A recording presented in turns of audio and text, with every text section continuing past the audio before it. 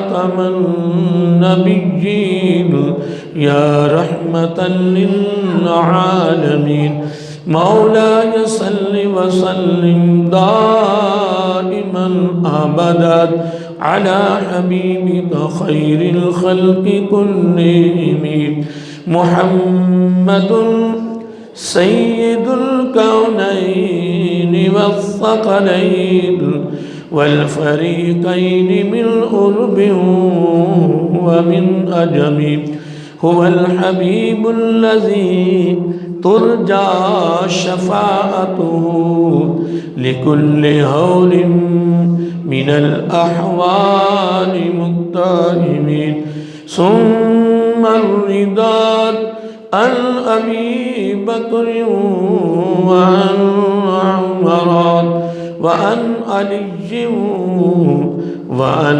عثمان ذي الكرم. نہایت ہی واجب الاحترام محترم مکرم معزز سامعین حضرات اور عزیزان گرامی قدر، اللہ تعالیٰ کی تعریف و توصیف اور حضور نبی کریم صلی اللہ علیہ وآلہ وسلم کی بارگاہ عالیہ مقدسہ میں نذرانہ درود و سلام۔ اللہ رب العزت کا بے حد شکر ہے کہ اس نے ہم سب کو اپنے پیارے محبوب علیہ السلام دی امت اندر پیدا فرمایا، اور خالق کائنات کا بے پایا احسان ہے اور اس کی خصوصی مہربانی ہے اور اس کا بے حد شکر ہے کہ اس نے ہم سب کو اپنے پیارے محبوب علیہ السلام کے توسل سے ایمان جیسی عظیم الشان نعمت سے مالا مال فرمایا۔ اللہ تعالیٰ کی بارگاہ میں دعا ہے کہ اللہ تعالیٰ ہم سب کو پیارے محبوب علیہ السلام کے توسل سے ایمان پہ زندہ رکھے اور ایمان پر ہی موت عطا فرمائے، ایماندار عادل سربراہ عطا فرمائے، اور آخری سانس تک غیروں کی محتاجی سے محفوظ فرمائے اور اپنا ہی محتاج رکھے۔ یہ دعا کرتے رہا کریں، اپنی زندگی کا معمول بنائیں، اپنی زندگی کے معمولات میں آقا علیہ السلام کی اس خصوصی تعلیم کو شامل فرمائیں، گھر والوں کو، دوست احباب کو، رشتہ داروں کو یہ پیغام ضرور دیں، پھر ان کو یاد دہانی بھی کراتے رہا کریں۔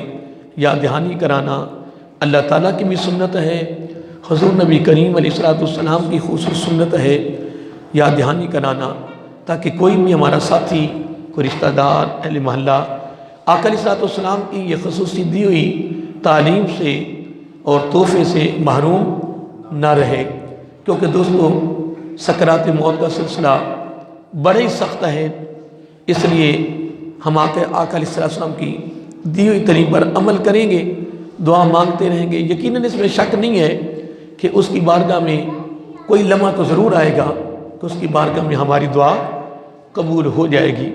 تو اگر دعا قبول ہو گئی تو الحمدللہ، یقیناً اس میں شک نہیں ہے کہ جب اس کی بارگاہ میں دعا کی قبولیت ہوتی ہے پھر الحمدللہ پھر اس کا فائدہ، اس کا نفع اس بندے کو میسر ہوتا ہے، پھر انشاءاللہ اس کی توفیق سے زندہ بھی رہیں گے تو ایمان پر، اور موت بھی آئے گی تو ایمان پر۔ اللہ تعالی ہم سب کو عملی زندگی نصیب فرمائے۔ تو حضرات محترم، درمیان میں امیر المومنین حضرت ابوبکر صدیق رضی اللہ تعالیٰ عنہ کے حوالے سے ہمارے 3-4 جمعوں پر گفتگو جاری رہی، اور اس سے قبل 3 محبوب چیزوں کے حوالے سے ہماری گفتگو شروع تھی۔ تقریباً کوئی 4-5 جمعوں پر ہم نے گفتگو کو جاری رکھا، پھر درمیان میں حضرت ابوبکر صدیق رضی اللہ تعالیٰ عنہ کے حوالے سے ہم نے گفتگو کی، پھر انشاءاللہ پچھلے جمعے سے پھر میں نے اسی موضوع کو پھر شروع کر دیا ہے کہ آقا علیہ السلام نے 3 چیزوں کو پسند فرمایا۔ کتنی؟ اور حضرت ابو بکر صدیق رضی اللہ تعالیٰ عنہ نے بھی 3 چیزوں کو پسند فرمایا۔ حضرت عمر فاروق رضی اللہ تعالیٰ عنہ انہوں نے بھی 3 چیزوں کو پسند فرمایا۔ ام المومنین حضرت عثمان غنی رضی اللہ تعالیٰ عنہ نے بھی 3 چیزوں کو پسند فرمایا۔ ام المومنین حضرت علی المتحدر قرار باب مدینۃ العلم رضی اللہ تعالیٰ انہوں نے بھی 3 چیزوں کو پسند فرمایا۔ سید الملائکہ حضرت جبرائیل علیہ السلام نے بھی 3 چیزوں کو پسند فرمایا۔ اور اس کے بعد اللہ تعالیٰ کی ذات آ گئی۔ اللہ تعالیٰ نے اس مجلس کو اتنا پسند کیا، اتنا پسند فرمایا کہ اللہ رب العزت خود اس میں شامل ہو گئے، خود اس میں شامل ہو گئے۔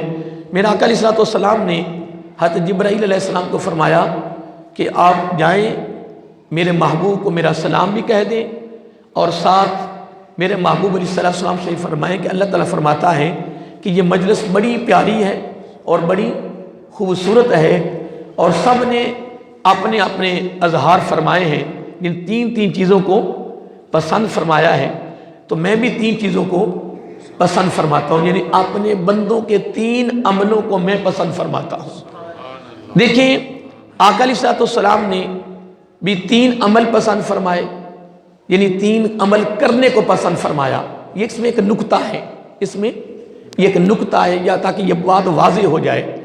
آقا علیہ الصلوۃ والسلام اور چاروں یار اور حضرت جبرائیل علیہ السلام، اب انہوں نے ان چیزوں کو پسند فرمایا جن کو انہوں نے کرنا ہے، جس کو انہوں نے کرنا ہے، انہوں نے یہ 3 چیزیں پسند فرمائی۔ لیکن اللہ تعالیٰ کرنے سے بولیے مبرہ ہے، ورا ہے، وہ کرتا نہیں ہے، وہ حکم کرتا ہے، وہ کرتا نہیں ہے، وہ حکم کرتا ہے۔ تو اللہ تعالیٰ نے یہاں 3 عملوں کو یعنی فرمایا کہ مجھے اپنے بندوں کے 3 عمل بڑے پسند ہیں، یعنی یہ بات یہاں واضح ہو گئی۔ اور وہاں پیچھے ایک نکتہ تھا جو میں نے بیان کیا تھا کہ ہر صحابی نے یعنی چاروں یاروں نے اور جبرائیل علیہ السلام نے یہی الفاظ استعمال کیے کہ ہمیں 3 چیزیں اس دنیا میں پسند ہیں، لیکن آقا علیہ السلام نے یہ نہیں فرمایا۔ آپ نے فرمایا من دنیا کم کا لفظ آپ نے واضح کر دیا کہ مجھے دنیا میں سے نہیں، تمہاری دنیا میں سے 3 چیزیں پسند ہیں۔ یعنی یوں سمجھے کہ یہاں بھی امت کے لیے ایک سبق بھی تھا، درس بھی تھا، اور دعوت فکر تھا کہ میرے آقا علیہ السلام نے یہ بات واضح کر دی کہ ہمارا تعلق دنیا کے ساتھ نہیں ہے، ہمارا تعلق آخرت کے ساتھ ہے۔ ام المومنین حضرت عائشہ الصدیقہ رضی اللہ تعالی عنہا فرماتی ہیں کہ میرے آقا علیہ السلام نے مجھ سے ایک دن فرمایا، ہم گھر میں بیٹھے ہوئے تھے، میں وہ گفتگو تھے، تو آقا علیہ السلام نے فرمایا عائشہ رضی اللہ تعالیٰ، آقا حکم میرے ماما قربان، فرمایا اللہ رب العزت نے 3 مرتبہ کیا 3 مرتبہ سید ملائکہ کو میرے پاس بھیجا ہے، اور دنیا کو پیش کیا گیا اور آخرت کو پیش کیا گیا میرے سامنے، دنیا کو بھی اور آخرت کو میرے سامنے پیش کیا گیا۔ تو اے عائشہ رضی اللہ تعالیٰ عنہ، میں نے آخرت کو دنیا پر مقدم سمجھا ہے، آخرت کو دنیا پر مقدم، آخرت کو دنیا پر فوقیت دی ہے، یعنی آخرت کو دنیا پر ترجیح دی ہے، یعنی میں نے دنیا کو پسند نہیں کیا، میں نے کس کو پسند کیا ہے؟ آخرت کو پسند کیا۔ اکثر یہ قبرستان میں وہ جملہ لکھا ہوتا ہے نا، قبروں پر آخری آرام گاہ، لیکن یہ جملہ صحیح نہیں ہے۔ کیا صحیح ہے؟ تھوڑا آپ سے تبادلہ خیال کر لیتے ہیں۔ ماشاءاللہ سب اہل علم بیٹھے ہیں، ماشاءاللہ مجھ سے زیادہ اہل علم ہیں، تجربہ کار ہیں۔ یہ جو قبروں پہ سلیٹیں لگی ہوتی ہیں، تختیاں لگی ہوتی ہیں، اس پہ اوپر لکھا ہوتا ہے، اکثر لکھا ہوتا ہے آخری آرام گاہ، لیکن میرے علم کے مطابق یہ آخری آرام گاہ نہیں ہے، یہ براستہ ہے۔ کیا؟ یہ براستہ ہے۔ قبر آخری آرام گاہ نہیں ہے، قبر سے اٹھنا ہے، دوبارہ زندہ ہونا ہے۔ حدیث پاک میں آتا ہے کہ بندے کا اگر جسم سارا گل جائے گا نا، ختم ہو جائے گا، لیکن ریڑھ کی ہڈی ختم نہیں ہوتی۔ ریڑھ کی یاد رکھیے کہ جب بڑی جگہوں پہ قبرستان ختم ہوئے اور ان میں سے جو ہڈیاں نکلتی ہیں نا، ساری نہیں نکلتی ہیں، صرف ریڑھ کی ہڈی زیادہ نکلتی ہے۔ ریڑھ کی ہڈی نے حدیث پاک میں آتا ہے کہ ریڑھ کی ہڈی ختم نہیں ہوتی، اس کو مٹی ختم نہیں کر سکتی، ریڑھ کی ہڈی بالکل سلامت رہتی ہے۔ صحابہ نے پوچھا یا رسول اللہ صلی اللہ علیہ وسلم اس میں کیا حکمت ہے؟ فرمایا اس میں حکمت یہ ہے کہ اللہ رب العزت نے ریڑھ کی ہڈی سے ہی دوبارہ بندے کو تیار کرنا ہے۔ کس سے؟ ریڑھ کی ہڈی سے۔ ریڑھ کی ہڈی موجود ہوگی، محفوظ ہوگی، اللہ تعالیٰ فرمائے گا کن لہو کن فیکون، جب اللہ تعالیٰ کن فرمائے گا ہو جا فیکون، وہ ہو جائے گی۔ یعنی آقا علیہ السلام نے فرمایا ریڑھ کی ہڈی سے بندے کا دوبارہ کیا بت بنایا جائے گا، اس لیے ریڑھ کی ہڈی ختم نہیں ہوتی۔ لیکن نیک جو بندے ہوتے ہیں نا، کیا نیک بندے، ان کا تو کفن بھی سلامت رہتا ہے، ان کا تو کفن بھی۔ اب اس پر میں ابھی ایک روایت پیش کرتا ہوں تھوڑی دیر کے لیے آگے جا کر، جو میرا موضوع چل رہا ہے، تو میں یہ کر رہا تھا یہ آخری آرام گاہ نہیں ہے، یہاں سے بندے نے زندہ ہونا ہے، روح داخل ہوگی، پھر وہ کہاں جائے گا؟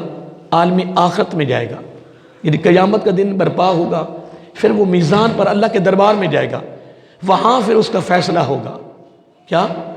وہاں اس کا فیصلہ ہوگا، اور وہ بھی آخری فیصلہ نہیں ہے، خاص طور پہ مومنوں کے لیے، گناہ گاروں کے لیے، یعنی کے لیے بس دعا کریں کہ اللہ تعالیٰ بس ہمیں گمراہی سے بچا لے۔ ایک گمراہی ہوتی ہے، ایک گناہ گاری ہوتی ہے۔ اللہ تعالیٰ بندہ گناہ گار تو ہو جاتا ہے، اگر اس کا تعلق کسی نیک بندے کے ساتھ ہونا، گناہ گار تو ہوگا لیکن بھٹکے گا نہیں، گمراہ نہیں ہوگا، اور گمراہ ہو جانا یہ تباہی ہے، یہ تباہی ہے۔ دیکھیں چوتھے پارے میں اللہ رب العزت نے ایک موقع پر فرمایا ہے کہ جس کے ہاتھوں میں دامن قرآن بھی ہوگا اور دامن وجود مصطفیٰ بھی ہوگا صلی اللہ علیہ وسلم، وَمَن يَعْتَصِم بِاللَّهِ فَقَدْ هُدِيَ إِلَىٰ صِرَاطٍ مُسْتَقِيمٍ، یہ اللہ تعالیٰ کی طرف سے گارنٹی بھی ہے اور ضمانت بھی ہے۔ کیا؟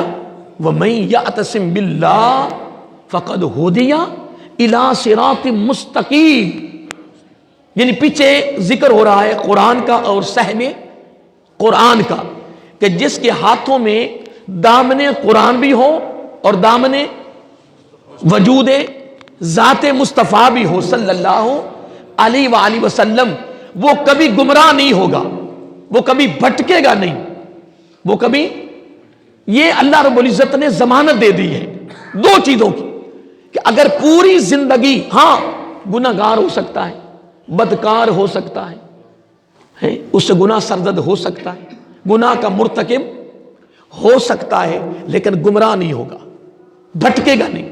اگر گمراہ ہو گیا تو بیڑا غرق ہو گیا، گمراہی سے وہ محفوظ رہے گا۔ پھر اللہ نے یہ بھی گارنٹی دی، فرمایا فقد ہدیٰ الی صراط مستقیم، ان دونوں کے دامنوں کو پکڑنے والا ہدایت کے راستے پر چلتا بھی ہے اور وہ سیدھے راستے پر چل رہا ہے۔ ان دونوں کے دامنوں کو پکڑنا ہدایت بھی ہے اور سیدھا راستہ بھی، یہ بھی گارنٹی دے دی۔ لیکن حدیث پاک میں یہ بھی آتا ہے کہ حضرت جابر بن عبداللہ رضی اللہ تعالیٰ فرماتے ہیں قال سمعت رسول اللہ صلی اللہ علیہ وسلم یقول یا ایھا الناس انی قد ترکت فیکم، بڑے پیارے الفاظ ہیں، یہ میں یعنی گمراہی کے جملہ میری زبان پہ آیا ہے، اس کی وجہ سے یہ میں دو باتیں یعنی کوٹ کی ہیں۔ پہلی بات میں نے قرآن سے ایک بات آپ کو بتائی ہے کہ جن کے ہاتھوں میں کن کے دامن ہوئے، بولیے، بات یاد نہیں رہ گیا ہم کو، کہ جن کے دامن ہاتھوں میں رہے، قرآن اور صحب قرآن، قرآن اور صحب، بولیے، قرآن اور صحب قرآن۔ اللہ تعالیٰ چوتھے پارے میں فرما رہا ہے کہ جن کے ہاتھوں میں قرآن اور صحب قرآن کا دامن جنہوں نے تھام لیا، پکڑے رکھا، اللہ تعالیٰ فرما رہا ہے وَمَن يَعْتَصِم، کیا؟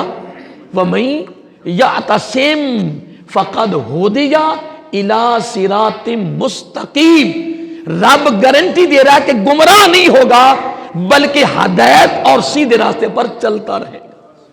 اب ایک تو گارنٹی یہ ہوئی، ایک تو گارنٹی یہ ہوئی، یہ میں ایک حوالہ دے رہا ہوں یعنی گمراہی کا اور گناہ گاری کا، کہ قیامت کے دن ایک بندہ ہے وہ اللہ کے دربار میں پہنچا ہے، گناہ گار ہے، کیا ہے؟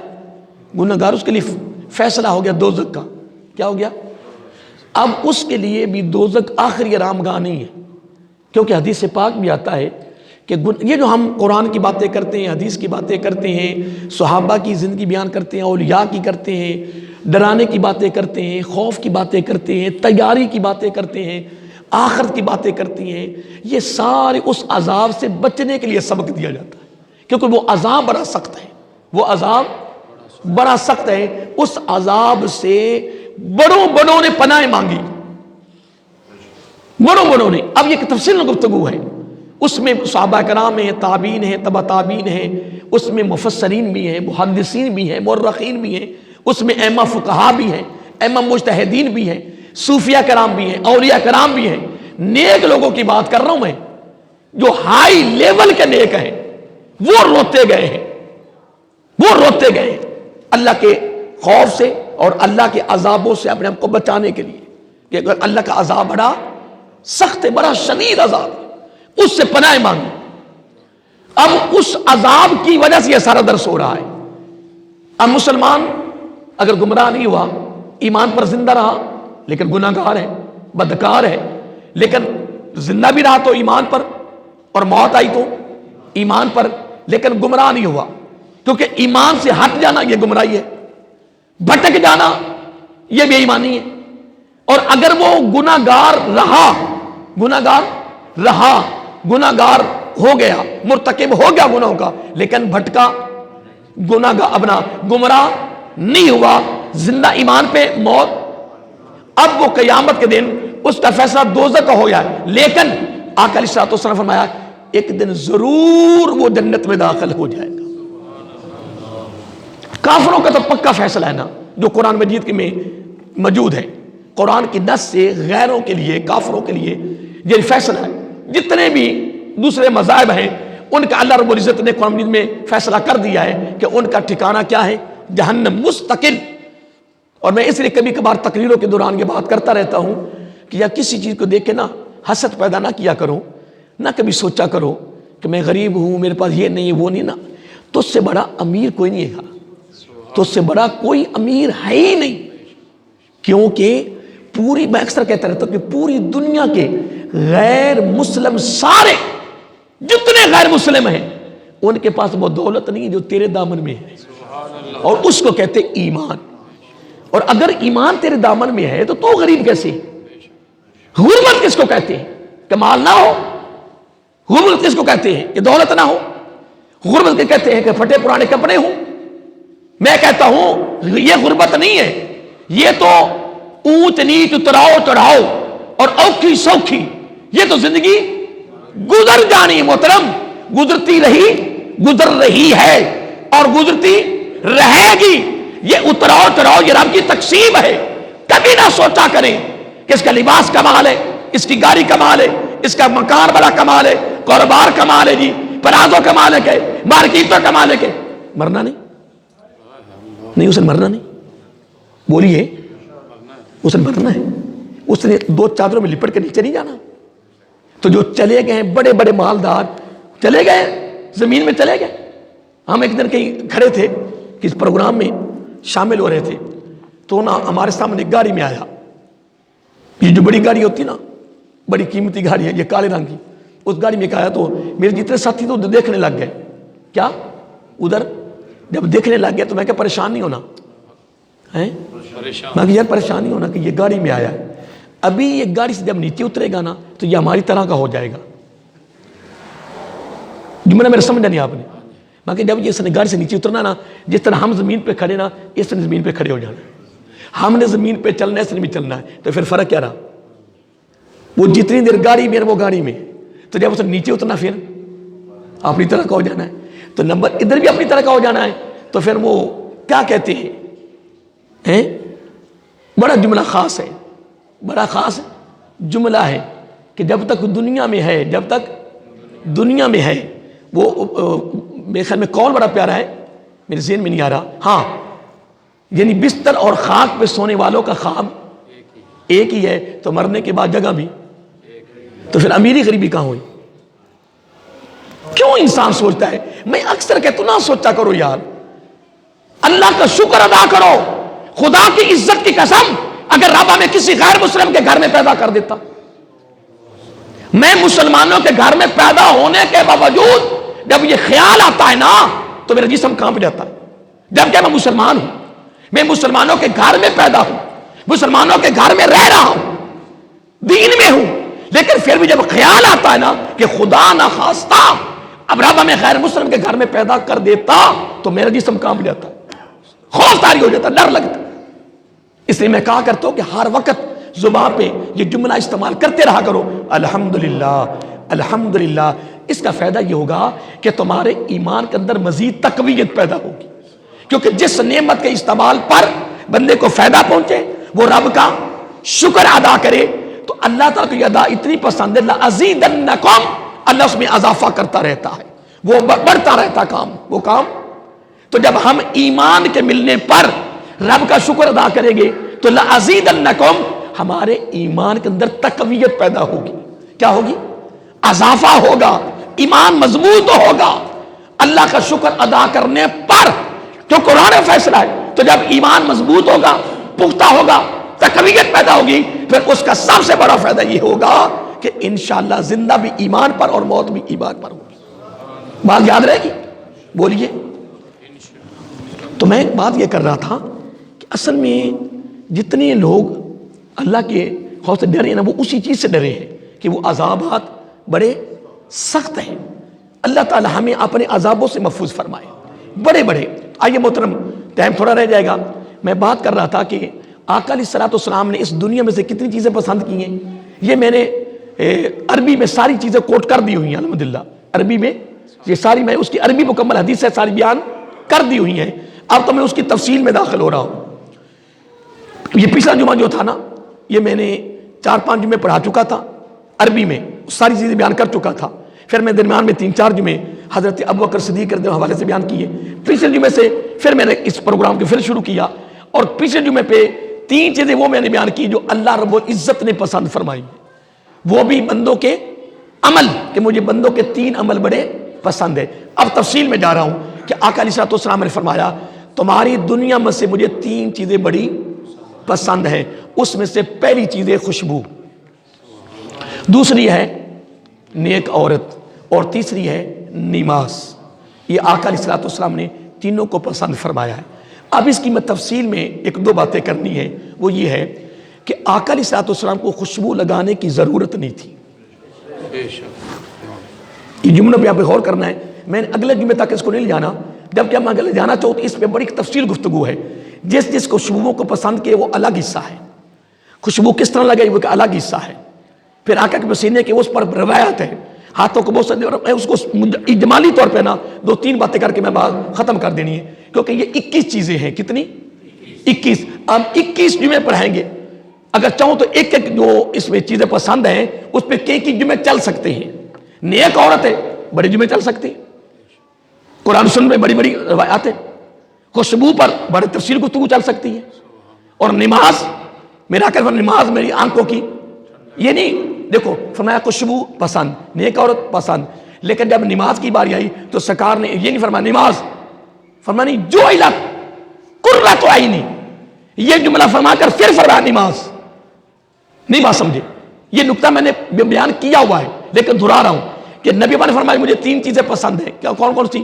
فرمایا خوشبو, نیک عورت, آگے فرما سکتے تھے نا نماز, بولیے فرما سکتے تھے نا نماز, لیکن نہیں, نماز کا ذکر بعد میں کیا, پہلے اس کی پسند کے اس طرح بیان کی. فرمایا جعلت قرۃ عینی, فرمایا میری آنکھوں کی ٹھنڈک نماز ہے. ہائے ہائے, جن یہاں کا نقطہ ہے. خوشبو کو سادگی میں بیان کر دیا اور نیک عورت کو سادگی میں بیان کر دیا, لیکن جب تیسری چیز پسند کا ذکر کیا تو پہلے بیان کیا جعلت قرۃ عینی. فرمایا تیسری چیز مجھے اتنی پسند ہے, اتنی پسند ہے میری امتیوں, جملے پہ غور کریں. فرمایا تیسری چیز مجھے اتنی پسند ہے, اتنی پسند ہے کہ وہ میری آنکھوں کی ٹھنڈک. نہیں بات سمجھے, بات پہ پھر غور کریں. تیسری چیز مجھے اے امتیوں اتنی پسند ہے کہ وہ میری آنکھوں کی ٹھنڈک ہے. ہے کیا؟ نماز.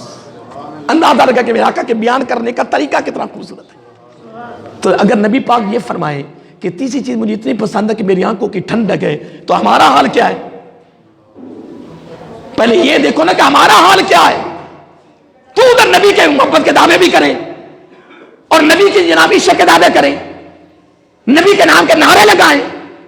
آقا علیہ السلام نے فرمایا میری آنکھوں کی ٹھنڈک میری امتی تیرے نعرے، تیرے دعوے، عشق کے، محبت کے، پیار کے، یہ سارے دعوے اسی کی اندر بند ہیں. کیا؟ نماز میری آنکھوں کی ٹھنڈک. بس آئیے خوشبو کی بات کر رہا تھا. ہاں نماز ہے، اس پہ جتنے دل میں موضوع چلا جائے، جتنے دل میں پڑھا جائے، بڑی تفصیل ہے. پھر اس کے اندر الگ الگ حصے ہیں. جماعت کی نماز کے الگ ہیں، ترک کے الگ ہیں، نماز کے الگ ہیں، نماز کے ترک کے الگ ہیں. بڑے اس کے موضوع ہیں، جتنے بڑے پہلو ہیں. لیکن مختصر آقا علیہ السلام کو خوشبو لگانے کی، میرے آقا کا جسم عطر سارا منبع کا خوشبوؤں کا، سر چشمہ تھا خوشبوؤں کا. اس کی تفصیل یہ ہے کہ آقا علیہ السلام جس گلی اور بازار سے گزر جاتے، آپ جہاں کی دیکھیں مثلا یہ گلی ہے، اس کے یہ دیواریں ہیں. آقا علیہ السلام دیواروں کے ساتھ لگ کے نہیں گزر گئے کہ نال مس ہو کے جا رہے ہیں. نمبر ایک. نمبر دو، حضور نبی کریم علیہ السلام کوئی گلی میں لیٹے نہیں ہیں کہ آپ کا جسم عطر جو ہے نا اس کے ساتھ زمین مس ہو جائے. نہیں، صرف گزر رہے ہیں، دیواریں دور ہیں، نیچے جوڑا مبارک ہے، جوتا مبارک پہنا ہوا ہے، گزر رہے ہیں. میرے بات پہ غور کریں، دیواروں کے ساتھ لگ کے نہیں جا رہے، لیٹ نہیں رہے ہیں کہ زمین کو نسبت ہو جائے اور مس ہو جائے آپ کے جسم عطر کے ساتھ. نہیں، حضور نبی کریم علیہ السلام گلی سے صرف گزر رہے ہیں، پوری گلی معطر ہو گئی. پوری گلی کیا معطر ہوگی، خوشبوؤں سے بھر گئی. اس کی مثال آگے دوسری مثال لیں. اگر صحابہ کرام رضی اللہ تعالی اجمعین کو حضور نبی کریم علیہ السلام کی تلاش کرنا اگر ان کی ضرورت ہوتی تو جس گلی سے خوشبو آتی ادھر صحابہ کرام چلے جاتے. یہ صحابہ کرام کو خود بیان ہے کہ جب ہم نبی پاک سے ملاقات کرنا مقصود ہوتی، تلاش کرنا مقصود ہوتا، تو کس طرح تلاش کرتے؟ کسی سے پوچھتے نہیں تھے، کسی سے پوچھتے نہیں تھے. جس گلی یا جس بازار سے یا جس راستے سے یا جس طرف سے خوشبوؤں کے حلے آتے ہم بغیر پوچھے ادھر چلے جاتے، نبی پاک مل جاتے. نمبر ایک. نمبر دو، آپ کے جسم عطر کا پسینہ مبارک، کیا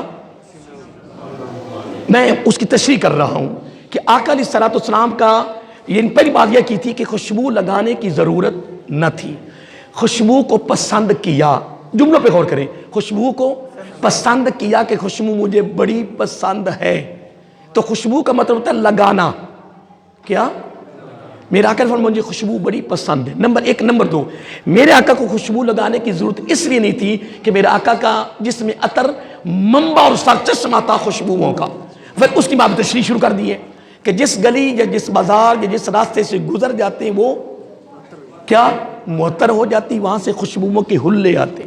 اس میں نے صحابہ کرام کی مثال ساتھ ملا دی. نمبر ایک. نمبر دو، دوسری بات سنیں، آقا علیہ السلام کی جسم عطر سے بہنے والا پسینہ مبارک، بہنے والا پسینہ مبارک، اس کا ایک قطرہ اگر کسی کے کپڑے پہ سوٹ پہ لگا دیا جاتا وہ کپڑا ختم ہو جاتا، دھوتا جاتا، جس طرح مزید دھویا جاتا خوشبو بھی بڑھتی جاتی. سبحان اللہ. نمبر تین، اگر آقا علیہ السلام کے جسم عطر سے بہنے والا پسینہ مبارک، اگر اس کا ایک قطرہ جو پہلے دن ایک دلہن بن کر جا رہی ہے، کیا پہلے دن بیاہ اس کے ہوا ہے، شادی اس کی ہوئی ہے اور وہ دلہن بن کر جا رہی ہے، تو قربان جائیں اگر اس دلہن کے اگر کپڑوں پر صرف آقا علیہ السلام کے جسم عطر سے بہنے والے پسینہ مبارک کا ایک قطرہ اس دلہن کے کپڑے پہ لگا دیا جاتا تو جس وہ محلے میں جاتی، گلی سے گزر رہی ہے، گلی میں خوشبو ہے. دیکھو نا، چاہیے تو یہ تھا کہ فقط وہ خوشبو اس کے ذات تک محدود رہتی، جس طرح ہم خوشبو استعمال کرتے ہیں وہاں تک محدود رہتی. نمبر دو، جس گھر میں گئی ہے اس گھر میں خوشبو پیدا ہوتی، لیکن قربان جائیں صحابہ کرام کی خود ان کے اپنے بیان ہے کہ جس محلے میں جاتی وہ اس محلے میں اتنی خوشبو پھیل جاتی، اس محلے کا نام ہوتا خوشبوؤں والا محلہ۔ اب یہ بات آپ نے سن لی، اب آگے بڑھیے۔ حضرت جابر بن عبداللہ رضی اللہ تعالی عنہ فرماتے ہیں کہ جس نے آقا علیہ الصلوۃ والسلام کے ساتھ مصافحہ کر لیا، کیا کر لیا؟ مصافحہ۔ خوشبو کا موضوع بہت وسیع ہے، خوشبو میں کون کون سی پسند کی، کیسے لگائیے کا موضوع میں اجمالی صرف آج کے جمعے تک محدود ہے، کیونکہ یہ 21 چیزیں ہیں۔ کتنی ہیں بولیے؟ 21 چیزیں ہیں جو پسند ہے، تین اللہ کی ذات تک، نبی سے لے کر خلفائے راشدین بھی شامل ہیں، سید ملائکہ، لیکن میں ایک پر مختصر بات کرنی ہے۔ اب اگلا جملہ سنیے، آپ فرماتے ہیں کہ جس نے آقا علیہ الصلوۃ والسلام کے یعنی دست نبوت کے ساتھ ہاتھ لگایا مصافحے کی صورت میں، کیا؟ اب جس کا ہاتھ نبی کے ہاتھ کے ساتھ لگ گیا، اب اس کے ہاتھ سے خوشبو آنی شروع ہو جاتی، اس کا ہاتھ ہمارے کیا وہ دھویا جا رہا ہے، خوشبو پھر آ رہی ہے۔ اب اس پر جابر بن عبداللہ کی ایک اور روایت ہے، حضرت جابر فرماتے رضی اللہ تعالی عنہ کہ منام میں نے عرض کیا یا رسول اللہ صلی اللہ علیہ وسلم اپنا دست نبوت بڑھائیے، کیا؟ حضرت جابر کہتے ہیں میں نے منام میں جس میں حجی پہلے دن 8 ذی الحج کو احرام باندھ کے جاتے ہیں، منا جہاں قربانی یعنی سلسلہ ہوا، جمرات ہیں، وہ کنکریاں ماری جاتی ہیں، پھر وہ مزدلفہ اور عرفات سے ہو کر پھر آگے منا میں قیام ہوتا ہے۔ جو ہم آہاں میں سے گئے ماشاءاللہ ان کو پتا ہو، جو باقی ان کو بھی پتا لگ گیا ہوگا۔ منا کہتے ہیں منا میں نے عرض کیا یا رسول اللہ صلی اللہ علیہ وسلم اپنا دست نبوت، دست مبارکی کریے، بڑھائیے، کیا کریں؟ یعنی آگے کریں۔ انہوں نے آگے کیا، میں نے دست مبارک کے ساتھ مصافحہ بھی کیا، اور بولو تھک گئے، تقریر تو میں کر رہا ہوں، جواب تو خود دے لیا کرو، اور جواب دینا صحابہ کی سنت ہے، جواب دینا، ہاتھ کھڑے کروانا سنت میں نے نہیں پڑھی، سبحان اللہ رٹ لگاؤنی اچھا عمل ہے، کوئی اعتراض نہیں کر رہا، کہیں کوئی میرے اس چیز پہ مترد نہ بن جانا کہ قاری صاحب منع کر دیا ہے، نہیں سبحان اللہ، لیکن آپ کے انہیں میرا کام تو نہیں نا سبحان اللہ کو ہے، سبحان اللہ ہے، وہ اب تک سبحان اللہ تو لگائی گا ہوں، ادھر والے نہیں بولے جی سبحان اللہ جی، اور پیچھے والے نہیں بولے سبحان اللہ، کیوں؟ اتنا جو کہہ رہا اس میں کوئی بات کر دے، وقت ضائع کرنا ہے، لیکن آگے سے جواب دینا اور پوچھنا نبی کی سنت ہے، جواب دینا میرے آقا کے صحابہ کی سنت ہے، یہ میں نے سنت پڑھی ہے، میں استعمال کرتا رہتا ہوں، میں اس پر عمل کرتا رہتا ہوں۔ دیکھیے حضور نبی کریم علیہ الصلوۃ والسلام کے صحابی کیا کہتے ہیں کہ میں نے یہ عرض کیا، آپ نے آگے ہاتھ بڑھایا، میں نے ہاتھوں کو کیا مصافحہ بھی کیا اور بوسہ بھی دیا، فرماتے خدا کی قسم میرے ہاتھوں سے خوشبو بھی آ رہی ہے، جب میں بولتا تو یہاں بھی خوشبو نکل رہی، یعنی آقا علیہ الصلوۃ والسلام کے دست نبوت کا کمال یہ ہے۔ اور شروع میں ایک جملہ بولا تھا کہ پورا جسم عطر معطر ہے، پورا جسم عطر منبع ہے اور سرچشمہ ہے خوشبوؤں کا، خوشبو لگانے کی ضرورت نہیں۔ اب اگلی جو بات سن لیں، حضرت ابوبکر صدیق رضی اللہ تعالی عنہ، حضرت علی رضی اللہ تعالی، اس کی دو روایتیں ہیں۔ حضرت علی فرماتے رہتے ہیں جب میں نے آقا علیہ الصلوۃ والسلام کو وصال شریف کے بعد میں نے انتقال کے بعد غسل دیا، کیا دیا؟ اپنے ہاتھوں سے غسل دیا، میں غسل دیتا جا رہا تھا اور خوشبو پھیلتی جا رہی تھی۔ آپ فرماتے خدا کی عزت کی قسم میں علی کہتا ہوں غسل دے کر کپڑوں میں لپیٹا، اس طرح کی خوشبو نکلی اس سے قبل نبی پاک کے جسم عطر سے پہلے زندگی میں، ساری زندگی میں خوشبو نہیں نکلی جتنی خوشبو غسل دینے کے بعد پورے مدینہ میں پھیل گئی۔ یہ الفاظ حضرت علی کے رضی اللہ عنہ، پورے مدینہ المنورہ میں وہ خوشبو پھیل گئی۔ اب دونوں صحابہ کی روایت سنیں، حضرت ابوبکر صدیق اکثر کہتے تھے اور حضرت علی بھی اکثر کہتے تھے طیبتا حیا طیبتا میتا، یہ دونوں صحابہ کی روایت ہے۔